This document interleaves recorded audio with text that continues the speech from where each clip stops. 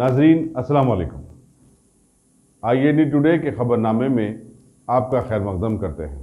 आइए बढ़ते हैं तफसीलात की तरफ। रियासती वज़ीर दाखिला मोहम्मद महमूद अली ने आज अपनी TRS पार्टी की तारीफ में ज़मीन व आसमान के खलाबे मिला दिए और बतलाया कि इनकी पार्टी हकीकी सेकुलर पार्टी है और तेलंगाना में सारे ही मज़ाहिब के मानने वालों के साथ वो इंसाफ से चल रही है और ख़ास तौर पर अक़लियती तबक़ा CM KCR की ख़ास निगरानी में सुकून की सांस ले रहा है। इनकी हुकूमत ने ज़िले सिद्दीपेट में एक हज हाउस की तामीर के लिए 3 करोड़ की इजराई अमल में लाई है, जिसमें वक्फ बोर्ड चेयरमैन मोहम्मद सलीम के MLC फंड से 2 करोड़ और TRS के लीडर हरीश राव वगैरह की जानिब से बाकी मानदा रकम मुहैया की गई थी। जबकि पहले ही से अक़लियतों की आला तालीमी अखराजात के लिए पार्टी की जानिब से बैरूनी ममालिक जाकर पढ़ाई करने वाले नौजवानों के लिए 20 लाख की रकम दी जा रही है। इस मौके पर वहां मौजूद रहने वाले TRS के senior leader T Harish Rao ने भी अपनी बात ऐसे जोड़ी कि TRS पार्टी की काविशों से जिले सिद्दीपेट को जो तरक्की मिली है वो काबिल दीद है और वहां पर हर किस्म की सहूलतें बहम पहुंचाई जा रही हैं। इसके अलावा CM KCR ने अक़लियती तबके को रियासत के ऊंचे ऊंचे मुकामात पर लाकर अपनी दरियादिली का सबूत भी दिया है और अभी अक़लियतों के तालीमी पसमानदगी को दूर करने के लिए TRS हुकूमत ने करीब 204 मुस्लिम माइनॉरिटी स्कूल्स खोल दिए हैं, जहां मुफ्त और आला तालीम का इंतज़ाम भी है। लेकिन यहीं पर लोगों का ये एहसास भी साथ साथ चल रहा है कि TRS हुकूमत के सारे कारनामे वाकई बिल्कुल बेहतरीन हैं, लेकिन दूसरी तरफ महकमा पुलिस की ज़्यादतियाँ और चालानात हुकूमत को अवाम की जानिब से बदजन कर रहे हैं, क्योंकि तारीख गवाह है कि तेलुगुदेशम हुकूमत ने साबिक़ा में सिर्फ बरकी बिल में ज़्यादती करके अपनी हुकूमत खो दी थी। दूसरी तरफ अभी शहर हैदराबाद के एक इलाके की पुलिस ने तो बुरखे में अपने एक साथी को लेकर घूमते हुए क्या साबित करना चाहा ये नहीं मालूम हो सका, लेकिन इसका जिम्मेदार अवाम TRS हुकूमत को ठहरा। जितना तेलंगाना की तरक्की में हरीश भाई ने हिस्सा अदा किया है, मैं समझता हूँ कोई इतना हिस्सा अदा नहीं किया। खासतौर से कालेश्वरम प्रोजेक्ट के लिए हरीश भाई रात दिन मेहनत करते थे। आज वो कालेश्वरम प्रोजेक्ट सारे इंडिया ने, सारे वर्ल्ड में सबसे बड़ा प्रोजेक्ट है, उसे मुकम्मल किया गया, तो उसमें हरीश भाई ने बहुत बढ़ चढ़ कर हिस्सा लिया। और हर तेलंगाना तहरीक में जब 2001 से हम लोग हरीश भाई के साथ रहते थे, हमेशा हमारी सरपरस्ती करते थे और तेलंगाना तहरीक में हिस्सा लेने के लिए सबको राग़िब भी करते थे और सबको मुत्तहिद करते हुए उनके मसाइल भी हल करते थे। आज मुझे फ़ख्र की बात है कि आज यहाँ पर हज हाउस तामीर किया गया।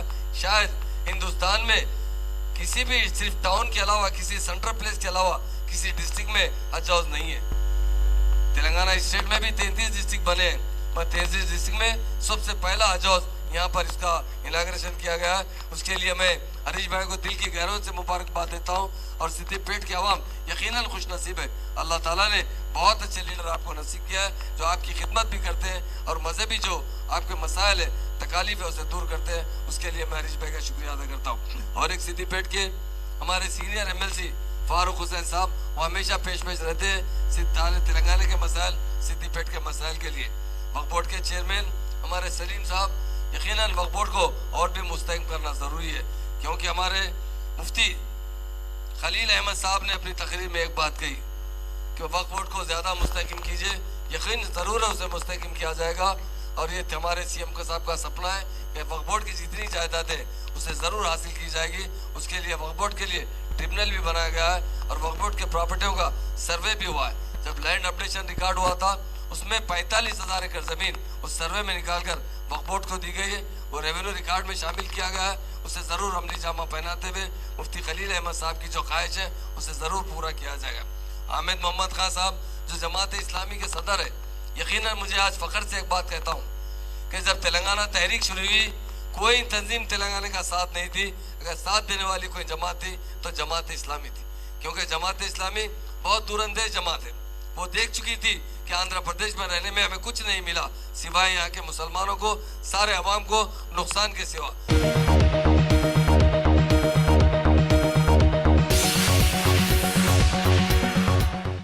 अब A1 टाउनशिप चिविला और मोइनाबाद के दरमियान मेन रोड से 1.3 किलोमीटर आबादी से लगा हुआ तमाम डेवलपमेंट के साथ जहां आप अपना घर बना के रह सकते हैं, जो है बिल्कुल बिल्कुल बिल्कुल आबादी से लगा हुआ। 4 लाख में 100 गज का plot, drainage, electricity, footpath, BT road, college, bus stop जैसी तमाम सहूलियतें दस्तयाब हैं। आपका ये छोटा सा इन्वेस्टमेंट आपका और आपके बच्चों का मुस्तकबिल बदल सकता है। मजीद मालूमात के लिए हमें कॉल करें। Address pillar number 235 opposite fishers department, Rajendra Nagar, Hyderabad. Contact 7799603838।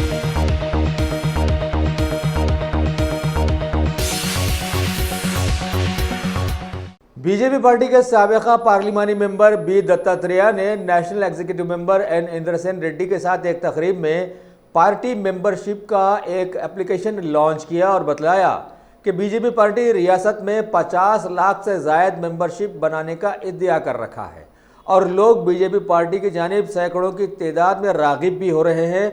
और तो और टीआरएस के एक साबिका एमपी भी वज़ीर दाखिला अमित शाह से मुलाकात करके पार्टी ज्वाइन करने की ख्वाहिश जाहिर कर चुके हैं और उन्हें 1 अगस्त को पार्टी में शामिल किया जाने वाला है।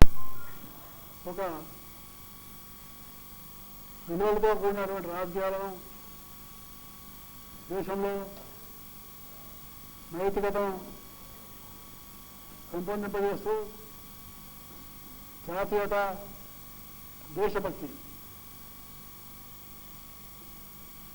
ఈ రెండింటిని కూడా మేలవింపు చేసి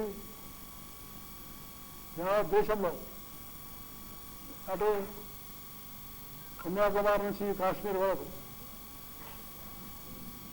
కచ్ నుంచి కామరూప్ వరకు భారతీయ జనతా పార్టీ పూర్తిగా దేశవ్యాప్తంగా చాలా పెద్ద ఎత్తున గ్రామ గ్రామానికి అన్ని వర్గాల ప్రజలు బీజేపీలో చేరినారు.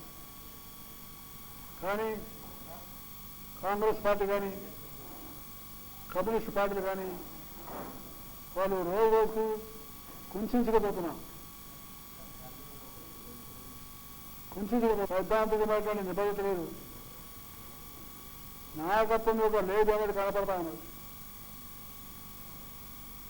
అలాగే మారుతున్నటువంటి దేశ పరిస్థితులకు అనుగుణంగా ప్రజల ముందు ఒక ఎజెండాను కూడా కాంగ్రెస్ పార్టీ పెట్టలేకపోయింది.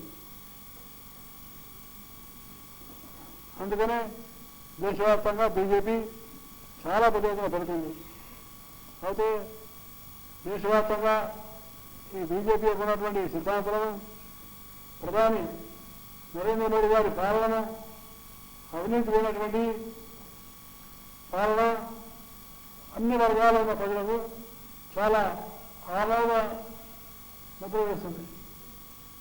ఇంకొక 18 లక్షలు కొత్తగా సభ్యత్వం నమోదు చేయాలని బీజేపీ రాష్ట్ర పార్టీ సంకల్పించింది. 11 వరకు సందర్శించగా చివరిపోయింది 7 ఆగస్టు.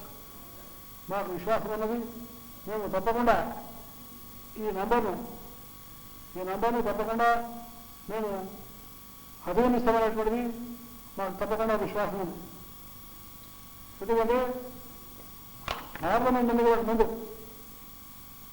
బీజేపీ మీద చాలా తీవ్రమైనటువంటి వ్యతిరేక ప్రచారం చేశారు. ముఖ్యంగా ఇటు తెలంగాణలో కేసీఆర్ కానీ, అటు ఆంధ్రప్రదేశ్లో చంద్రబాబు నాయుడు కానీ వాళ్ళిద్దరు కూడా 200 సీట్ల కంటే పార్లమెంట్లో ఎక్కువ రావు బీజేపీకి. కాబట్టి నరేంద్ర మోడీ ఎట్టి పరిస్థితుల్లో ప్రధానమంత్రి కాడు. కాబట్టి మేమే కీ రోల్ తెలియస్తామని, మేమే దేశ రాజకీయాల్లో చక్రం తిప్పుతామని వాళ్ళు దేశవ్యాప్తంగా తిరిగారు. కానీ వారికి నిరాశే మిగిలింది. దేశవ్యాప్తంగా అవినీతి పార్టీలను రోజు రోజుకు అవినీతి పార్టీలకు, కుటుంబ పార్టీలకు ఇంటికి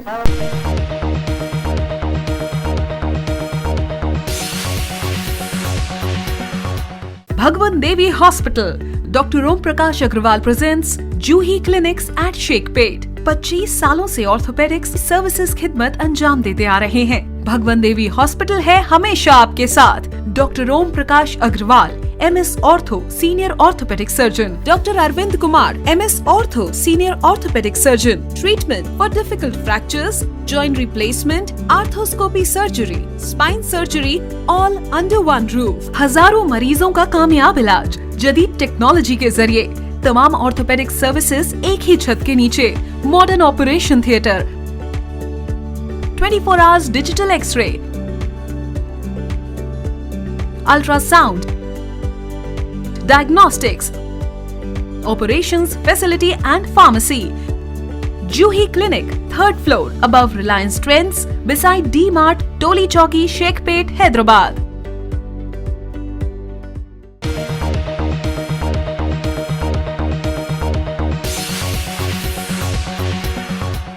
रियासत तेलंगाना की हज कमेटी की जानिब से खबर दी गई है कि साल 2019 के आज़मीन हज का पहला काफिला 26 जुलाई बरोज़ जुमा बाद नमाज हैदराबाद एम्बार्केशन पॉइंट से रवाना होगा। लिहाजा इस पुरमसरत और पुरमुक़द्दस मौके पर काफिले को विदा करने के लिए तेलंगाना के बहुत सारे आला ओहदेदारों ने हज हाउस आने की अपनी ख्वाहिश जाहिर की, जिसमें शामिल हैं वज़ीर दाखिला मोहम्मद महमूद अली, अक़लियती उमूर के वज़ीर के ईश्वर, हुकूमत के मुशीर AK खान। इनके अलावा हज हाउस का स्टाफ तो वहाँ मौजूद होगा ही, साथ ही दीगर सियासी जमातों के कायदीन और समाजी खिदमतगार भी पहले काफिले को हरी झंडी दिखाने के लिए वहाँ आने की ख्वाहिश जाहिर की है। वैसे आज हज हाउस कमेटी के चेयरमैन मोहम्मद मसीहुल्लाह खान ने खास तौर पर हमारे IND टुडे के नुमाइंदे से बातचीत करते हुए बतलाया कि अब की बार हज कमेटी की जानिब से आज़मीन हज के लिए बेहतरीन से बेहतरीन इंतजाम किए गए हैं। इंतज़ार गाह को AC से सजाया गया है और अजला के हाजियों के लिए इस बार पलंगों के साथ रहने का इंतज़ाम किया गया है। हज हाउस से RGI एयरपोर्ट तक आज़मीन हज के लिए AC बसेस का इंतज़ाम है और सारा स्टाफ आज़मीन की खिदमत के लिए हज हाउस के साथ साथ एयरपोर्ट पर भी हरकियाती रहेगा। अब की बार एक दिन में 3 से 4 फ्लाइट्स का बंदोबस्त है, जिनके जरिए एक एक फ्लाइट में करीब 400 आज़मीन हज की बुकिंग की गई है।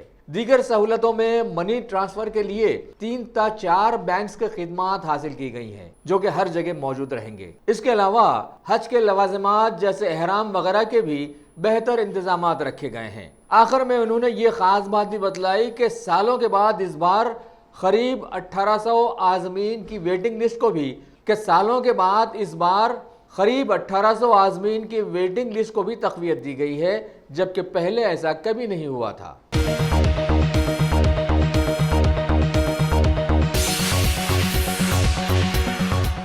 कुल हिंद मजलिस इत्तेहादुल मुस्लिमीन के हल्क़े कारवान के हरकियाती MLA कौसर मोहिउद्दीन ने आज अपने हल्क़े की निज़ाम कॉलोनी वगैरह के बल्दियाती कामों के चलते वहां का दौरा किया और काम कैसे चल रहा है इसका जायजा लिया। इस मौके पर उनके साथ नानल नगर के मजलिसी कारपोरेटर मोहम्मद नसीरुद्दीन, GHMC के EE Shivanand, AE Shankar, working inspector महबूब अली, समाजी खिदमतगार अली मोहिउद्दीन और इलाके के बहुत सारे सुदूर व मोतमदीन के साथ साथ कई हरकियाती कारकुन भी मौजूद थे।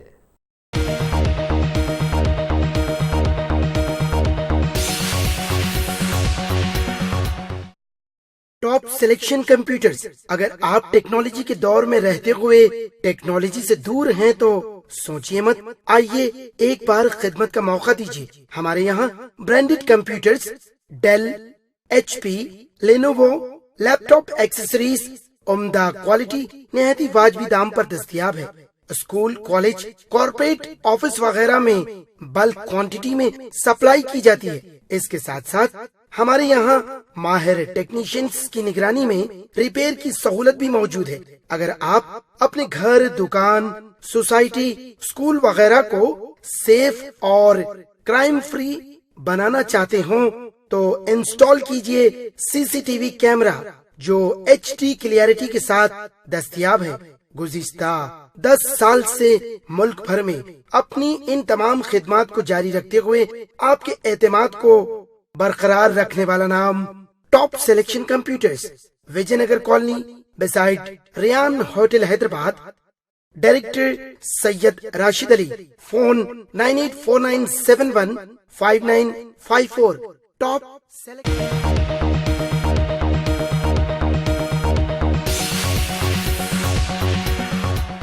बीजेपी पार्टी के सदर तर्जुमान के कृष्णा सागर राव ने आज पार्टी ऑफिस के एक प्रेस मीट में बतलाया कि टीआरएस हुकूमत ने बड़ी उजलत में जो म्यूनिसिपल अमेंडमेंट बिल पास करवा कर लाया था उसे पिछले 6 सालों के दौरान गवर्नर ने जो हुकूमत की कोई बात अभी तक नहीं टाली थी अब की बात टाल दी है और इसमें मजीद तरमीम का मशवरा भी दिया। लिहाजा इसी से जान लीजिए कि रियासत में अभी क्या क्या हो रहा है।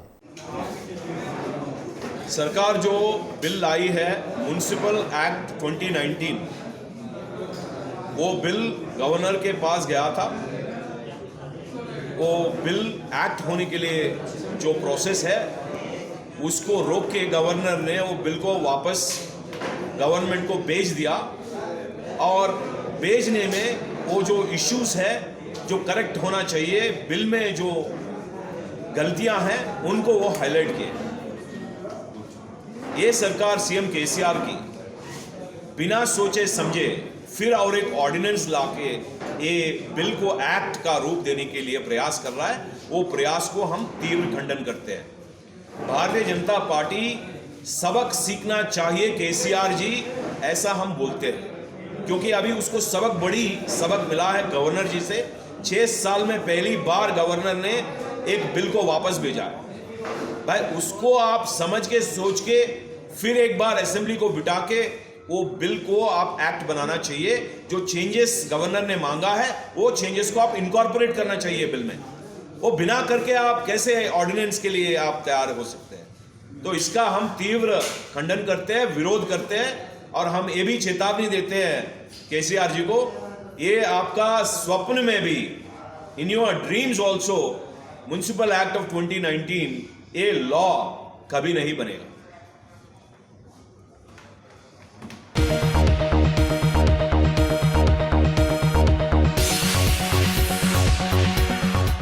TRS party working president KTR की सालगिरह आज टीआरएस एलपी लीडर एमएलसी के प्रभाकर ने भी मनाई। इस मौके पर एक केक काटा गया और सभी का मुंह मीठा किया गया और बहुत सारे ज़रूरतमंद तुलबा में इस मौके पर बहुत सारी रकम भी बांटी गई।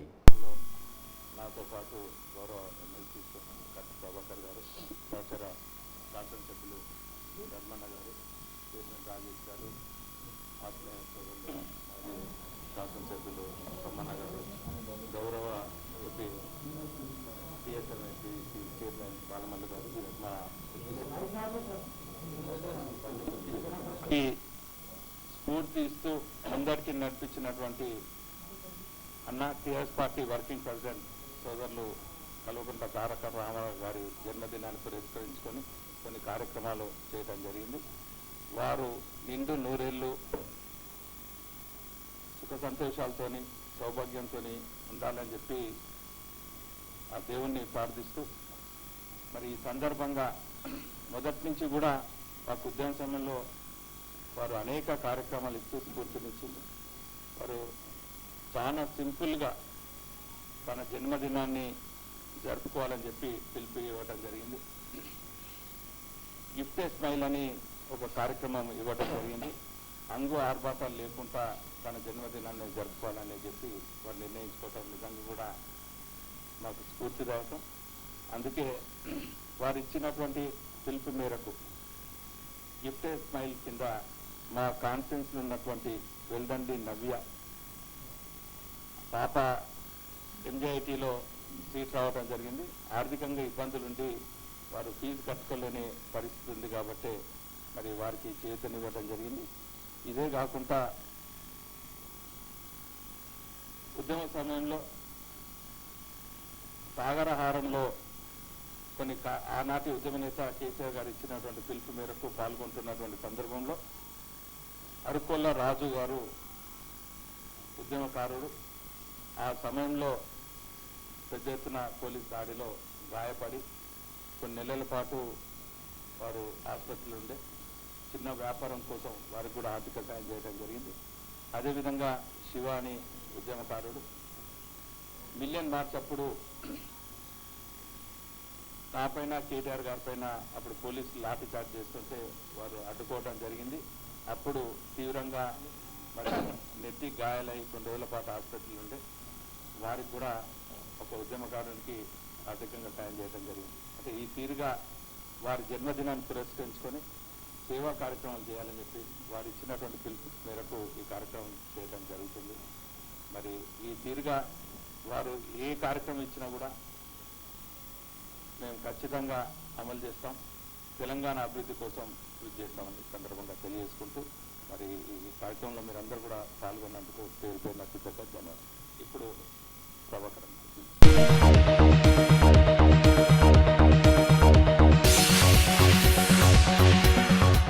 गाजी kidney centre and multi speciality hospital गुर्दे और बवासीर के इलाज का 40 साल मशहूर हॉस्पिटल, जहां हजारों पेशेंट्स क्योर हो चुके हैं। Doctor Husaini international national award winner और दूसरे डॉक्टर्स और लेडी डॉक्टर्स की जेर खिदमत गुर्दे के तमाम अमराज का मुकम्मल ट्रीटमेंट किया जा रहा है। गुर्दे फेल हो चुके हों, डायलिसिस करवा रहे हों, याद रखिए डायलिसिस कोई इलाज नहीं, इससे 1% भी गुर्दे रिकवर नहीं होते। हाँ, डायलिसिस टेम्पररी रिलीफ दे सकता है, लेकिन हमारे ट्रीटमेंट से गुर्दे फिर से फंक्शन में आ सकते हैं।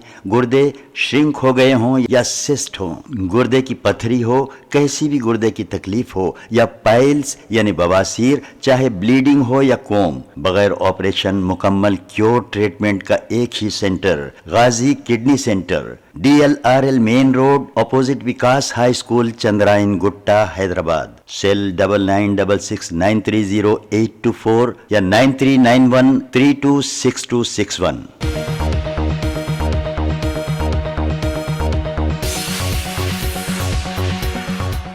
टीआरएस वर्किंग प्रेसिडेंट केटीआर की सालगिरह के मौके पर एक खास बात यह भी समाज के सामने आई कि उनके फर्जंद हिमांशु ने अपनी वालिद की सालगिरह मनाते हुए जोबली हिल्स के इलाके में वाक़ कैंसर हॉस्पिटल के मरीजों और गरीबों में खाने के पैकेट्स तकसीम किए।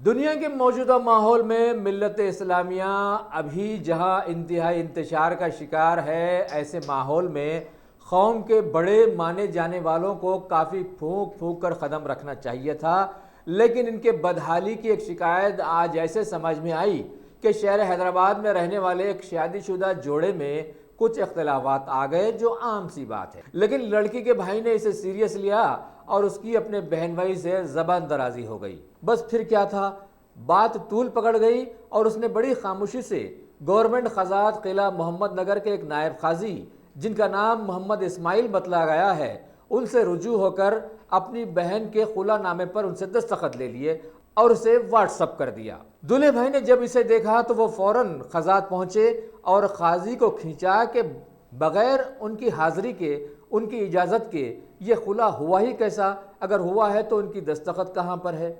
इस असलियत पर काजी बहरान का शिकार हुआ और फौरन खुलानामे को अपने लाल पेन से काट कर उसे रद्द करते हुए खजात को अपना एक माफ़ीनामा भी जारी करके तहरीर में अपनी गलती कबूल की और आइंदा ऐसा ना करने का वादा भी किया। लिहाजा जान लीजिए, मिल्लत के सबसे अहम मुकाम निकाह खुलानामा वगैरह के मुकाम पर कैसे लोग बैठे हुए हैं जो थोड़ी सी लालच में कुछ भी कर गुजरने में आर नहीं समझते। ये वाक़या एक ऐसे वक्त में मंजर आम पर आया जब वक्फ बोर्ड चेयरमैन मोहम्मद सलीम के बेहतरीन कारकर्दगी के गुण समाज में गाए जा रहे थे। टीआरएस के एमएलसी के प्रभाकर ने आज एक प्रेस मीट में बतलाया है कि टीआरएस के सभी लीडर्स चारों तरफ वर्किंग प्रेसिडेंट केटीआर की सालगिरह बड़ी धूमधाम से मनाना चाहते थे, लेकिन उन्होंने ऐसा करने से सभी को रुकवा दिया और मशवरा दिया कि इसके बजाय रियासत के सभी गरीब लोगों को खाना खिलाएं, ये ज़्यादा बेहतर होगा। लिहाजा टीआरएस कैडर के सभी लीडर्स अभी अन्ना दानम की जानिब आ गए हैं। रियासत तेलंगाना के हालिया दिनों में ज़बरदस्त मुतनाज़ा बन जाने वाले बोर्ड ऑफ इंटरमीडिएट ने पब्लिक एडवांस सप्लीमेंट्री एग्जामिनेशंस के नतायज जारी किए हैं, जिसमें 3 लाख से ज़ायद तुलबा के नतायज 64% जाहिर किए गए। रेगुलर कोर्सेज के 2,86,098 तलबा में से 1,86,460 को पास बतलाया गया है, जबकि लड़कियों के जुमरे में 1,38,166 का नतीजा 70.1% दिया गया। Number of students appeared in the intermediate public advanced supplementary examination June 2019 examination general plus occasional are 3,06,700. Number of students passed additional are 1,93,333. Number of students passed in improvement are 1,51,002. Number of students passed in non-improvement category are 42,331. Number of students passed in A grade are 1,02,788. Number of students passed in B grade are 45,918. Number of students passed in C grade are 26,131. Number of students passed in D grade are 18,496. Thus, overall pass percentage of candidates 64. शहर हैदराबाद के Habibnagar police station के inspector Shiva Chandra ने आज अपने इलाके के बहुत सारे कारोबारियों की एक मीटिंग बुलाकर सभी को समझाया कि सब लोग खास तौर पर कानून का पास और लिहाज रखते हुए रात 12 बजे अपनी दुकानें बंद कर दें और सड़क पर गाड़ियों को खड़ा करने से मना करें और हर कारोबारी अपनी अपनी दुकानों में सीसीटीवी कैमरा जरूर लगाएं। अगर ऐसा नहीं किया तो पुलिस उनके खिलाफ सख्त कार्रवाई करेगी। राज्यसभा में आज बच्चों के खिलाफ जराइम वाला बिल पास कर दिया गया। मरकजी वजीर स्मृति ईरानी ने इस मौके पर बतलाया कि इन जराइम की जांच के लिए करीब 1023 फास्ट ट्रैक कोर्ट्स को तक़वियत दी गई है और कसूरवार को मौत तक की सजा देने की गुंजाइश इसमें रखी गई है। We have ensured that expenditure of 767 crores, of which the Government of India support will be 474 crores, is now given so that these fast track courts are established within the limited time period of 2019-20 to 2020-21. The fact that the government, sir, has impressed upon every state and across all ministries that this establishment of 1023 fast track courts in the country will be done so within one financial year, sir, reflects the priority the government gives with regards to ensuring justice is delivered to every victim child in our country.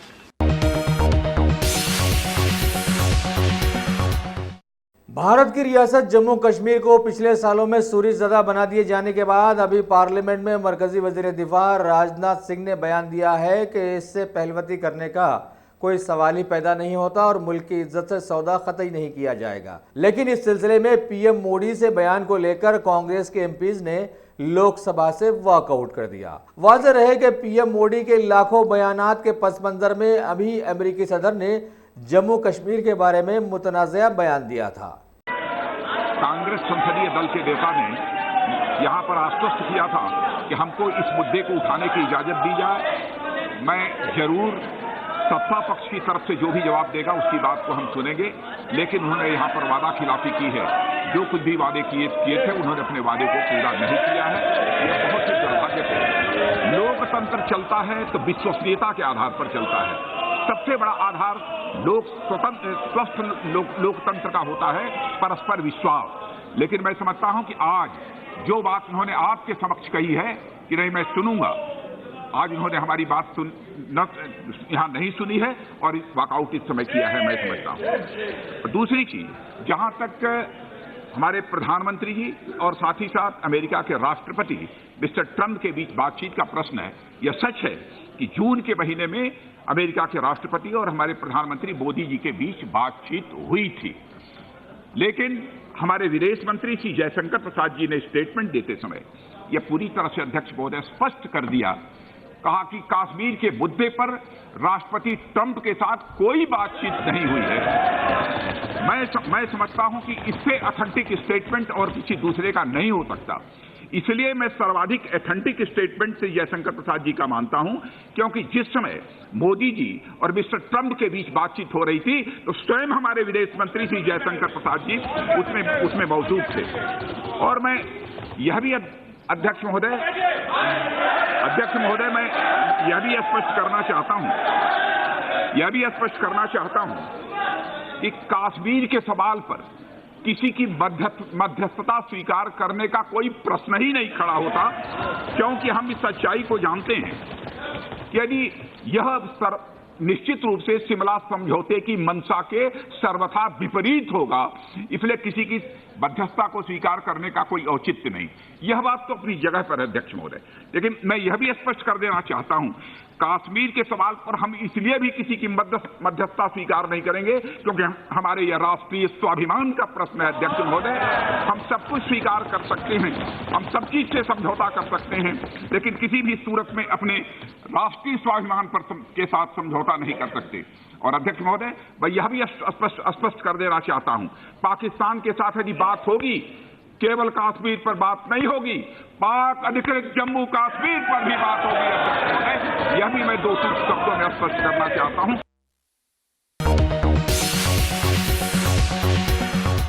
Bharat के गन्ना किसानों के मफाद में मरकजी काबीना ने अभी एक अहम फैसला लेते हुए बतलाया कि 1 अगस्त से साल भर के लिए 40 लाख मैट्रिक टन शक्कर के बफर स्टॉक के लिए मंजूरी दे दी गई है। आधार कार्ड और दीगर कुछ बिल्स को भी काबीना ने मंजूरी दे दी है। किसान को तुरंत पैसा मिले, इसके लिए सरकार बफर स्टॉक पिछले साल भी किया था। पिछले साल 30 लाख टन इतने शक्कर का बफर स्टॉक किया था और किसान को बहुत लाभ हुआ था। इस बार 40 लाख टन ये करेंगे buffer stock. Commission on agriculture cost and price CACP जो है वो भी उसी तरह से मूल्यांकन करके अपनी सिफारिश करती है। तो इस बार भी जो CACP का रिपोर्ट आया है उसको स्वीकार किया है, उसमें कोई कटौती नहीं की है। और पिछले साल की तरह 275 रुपए क्विंटल का दाम ये गन्ना किसानों को मिलेगा। अगर आपने हमारे चैनल को सब्सक्राइब नहीं किया है तो आपको यहाँ सब्सक्राइब बटन दिख रहा है, उसे क्लिक करिए और सब्सक्राइब कीजिए और साथ ही साथ बेल आइकॉन को भी क्लिक करिएगा, जिससे कि आपको ताजा अपडेट मिलते रहें।